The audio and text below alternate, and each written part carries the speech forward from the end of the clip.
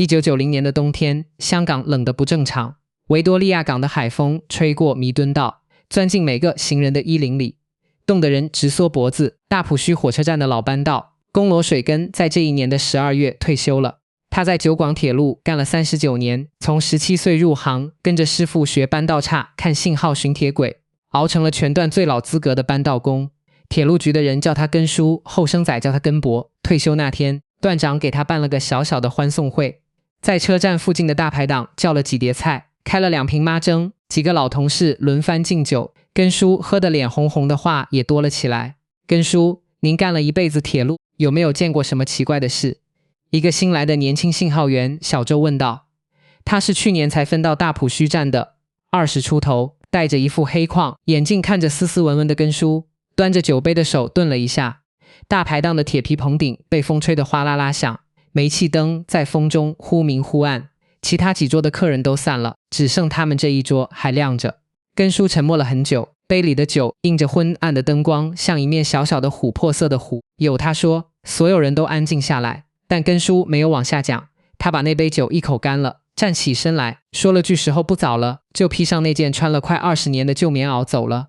小周追上去，根叔，我送您。2个人沿着火车站后面那条小路走着路灯，把他们的影子拉得又细又长。铁轨在不远处泛着冷冷的光，伸向黑暗的远方。小周啊，根叔忽然开口，你在铁路上干，有几句话你记住。第一，夜里巡道的时候随身带包烟，火柴也行。第二，听到不该听到的声音别回头，别回头。小周心里一紧，什么是不该听到的声音？根叔停下脚步，转过身，看着他路灯下的那张脸，布满皱纹，像一张被揉皱又展开的牛皮纸。他的眼睛浑浊却亮得吓人，比如铁轨上的报站声。小周张了张嘴，想问清楚，根叔已经转过街角，消失在黑影里了。第二天，根叔正式退休，搬回了粉岭的老屋。小周在那之后见过他一次。根叔的精神看起来不太好，人瘦了一圈。他拉着小周的手翻来覆去，只说一句话，不要走那边，不要走那边。小周问他哪边，根叔没说。1个星期后，根叔的儿子打电话到车站，说根叔走了，走得很安详。早上他儿子去叫他吃早茶的时候，发现人已经在睡梦里去了。段里的人凑了份子钱，送了花圈，小周也去了。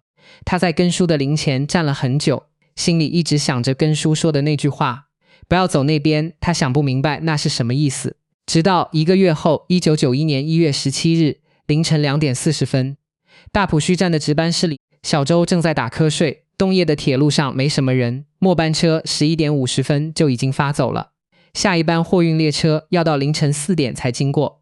整个车站安安静静的，只有值班台上的对讲机偶尔发出几声沙沙的电流声。小周是被一阵声音惊醒的，那阵声音很远很远，像是从铁轨上传过来的。他竖起耳朵仔细听，是人声，很多人的声音，模模糊糊的，像是一大群人在说话，在笑，在喊叫。但凌晨2点的火车站哪来那么多人？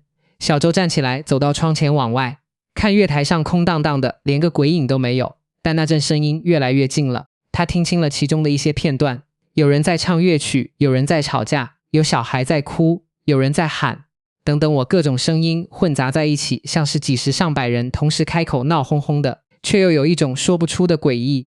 小周的手心开始冒汗，他抓起手电筒，推开值班室的门，走了出去。寒风扑面而来，冻得他打了个哆嗦。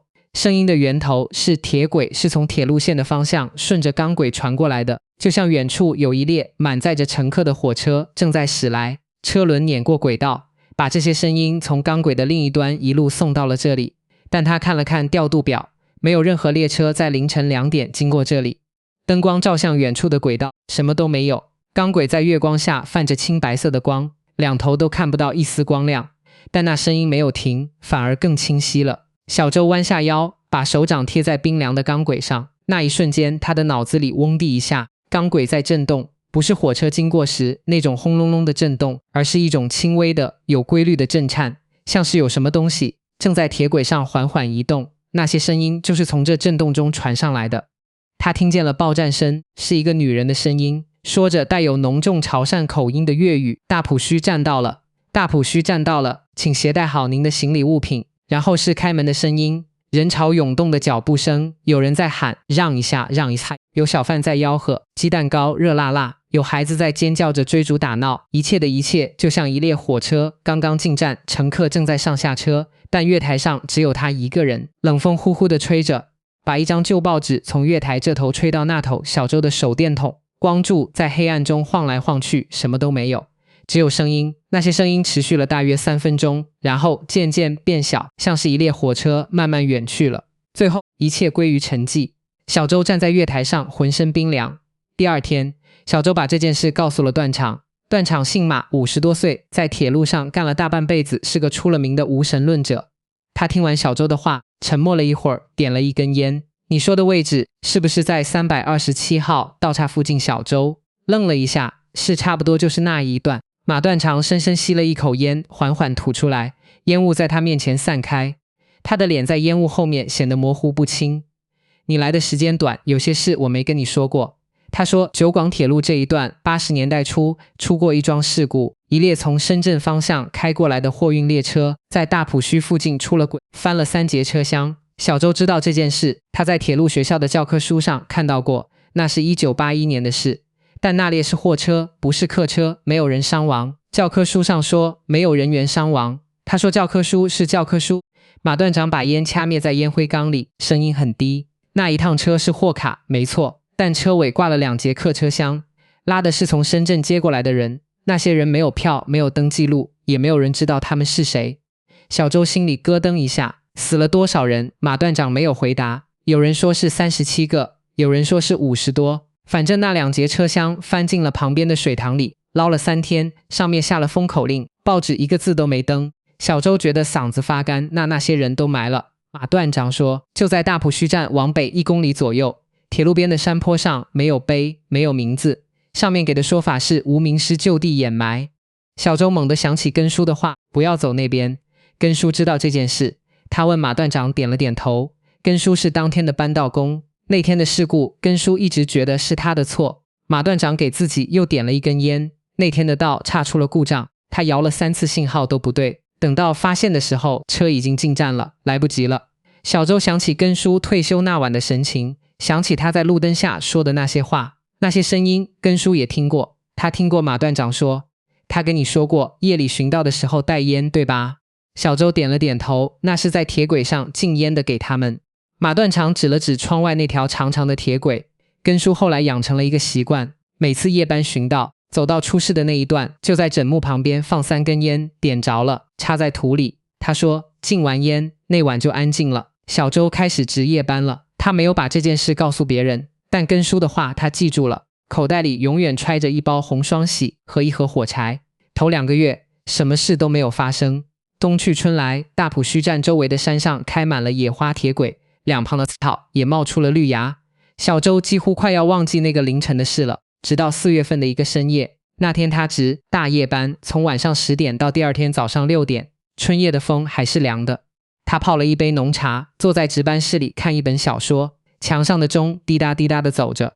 凌晨1点23分，声音又来了，这一次比上次一次更清晰。他听到有人在敲玻璃，嘟嘟嘟，像是有人在火车窗户上轻轻叩击。然后是笑声，是一群女人的笑声，咯咯咯咯的，清脆却让人毛骨悚然。还有一个男人的声音一直在重复一句话：开门啊，开门啊，我要下车。声音从轨道上蔓延过来，像潮水一样涌进整个车站。小周攥紧手里的手电筒，手心全是汗。他犹豫了片刻，最终还是走了出去。月台上什么都没有，但他看到了光，在大埔墟站以北大约400-500米的地方，铁轨上亮着一排微弱的光芒。那光不像车灯，更像是一排老式的煤油灯，昏黄的光点在黑暗中一明一灭地闪烁着，像是在铁轨上排成了一排，缓慢地向前移动。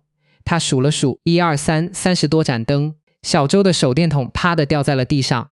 他在那排灯火消失之前做了一件事，他从口袋里掏出那包红双喜，抽出3根，并排插在月台边沿的泥土里，然后划了一根火柴，点燃了火光，在风中晃了晃。烟丝被烧得发出细小的噼啪声，3缕青烟袅袅地升起来，被风吹散在夜色中。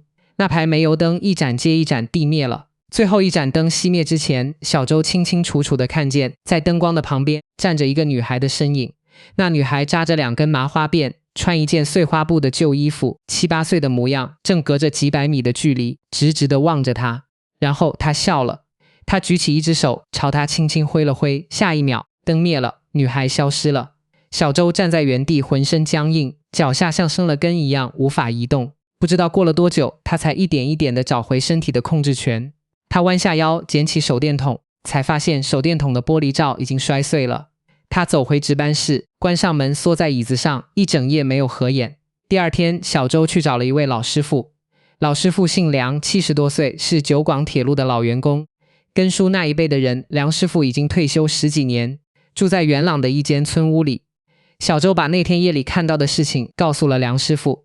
梁师傅听完没有露出特别惊讶的表情，他端着茶杯慢悠悠地喝了一口，然后说了一句让小周浑身发冷的话：你看到的是返程车，返程车，这是老班道工们传下来的叫法。梁师傅放下茶杯，用手指在桌面上画了一条线。这条铁路从九龙到罗湖100多年了，中间死过多少人，翻过多少次车，有些人的魂一直没走成，他们困在铁路上。梁师傅告诉他，在铁路工人的圈子里一直有个口口相传的说法，九广铁路大埔墟至太和站之间，大约是70年代末到80年代初开始，就有人反映在半夜听到火车经过的声音，有人说是货卡，有人说是客车，但那些时间点调度表上从来就没有安排过值班车。根叔是亲眼看过那趟车的人，梁师傅说哪趟车81年出事，那天根叔在班道房执勤，亲眼看着那列货车呼隆隆地开过去。他说开过去的时候，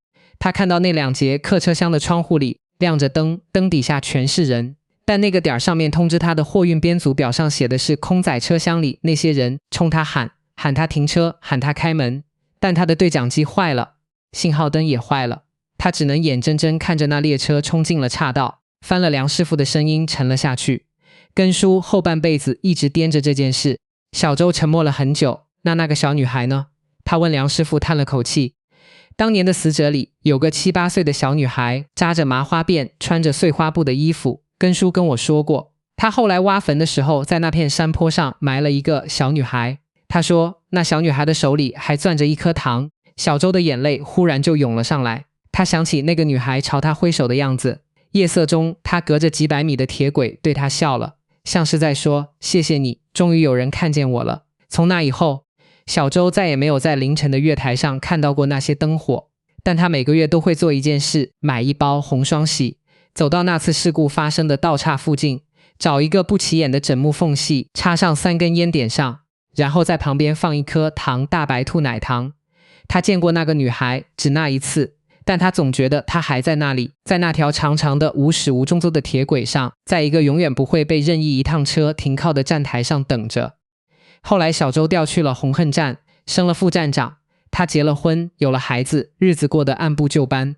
他再也没有跟任何人提起过1991年的那些夜晚，直到2008年，那年7月，香港下了一场很大的暴雨，天文台发了黑色暴雨，警告新界北多处水浸。大埔墟站附近的一段路基被山洪冲垮，铁路局紧急调派了工程队去抢修。在路基下方挖掘的时候，挖掘机铲出了一堆东西，人骨散落的、凌乱的，不知经历了多少年的人骨工程。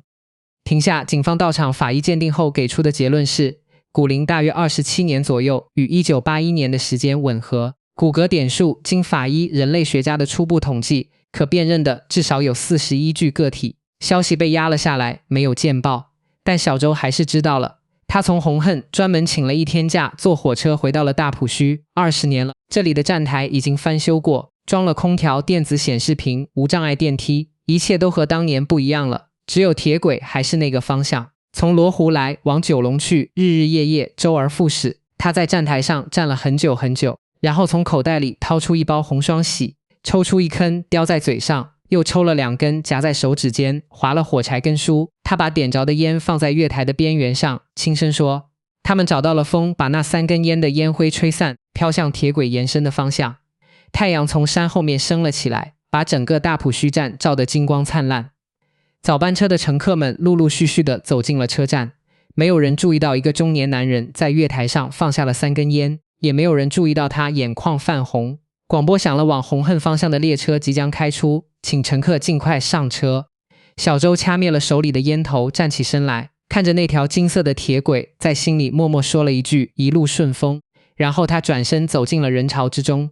2013年，大埔墟站进行了一轮大修，工人拆掉了老旧的月台顶棚，在水泥墩下面发现了一样东西，一个生了锈的铁盒子，里面装着几样物品，一包发霉的香烟牌子是红双喜，一颗已经化了又凝固的裹着灰尘的大白兔奶糖，还有一张纸，纸上用铅笔写着一行歪歪扭扭的字，笔迹稚嫩的像是出自一个孩子的手，多谢叔叔的糖。这张纸条后来被交给了车站办公室，办公室主任看了看，以为是哪个顽皮孩子的恶作剧，笑了笑，随手扔进了垃圾桶。那天下午，从深圳方向开来了一趟货运列车，经过大埔墟站的时候，司机说他听到了一阵很轻很轻的笑声，从车窗外传来的像风，又像是一个扎着麻花辫的小女孩终于搭上了回家的车。本故事根据网络流传的九广铁路都市传说进行文学创作，情节与人物均为虚构。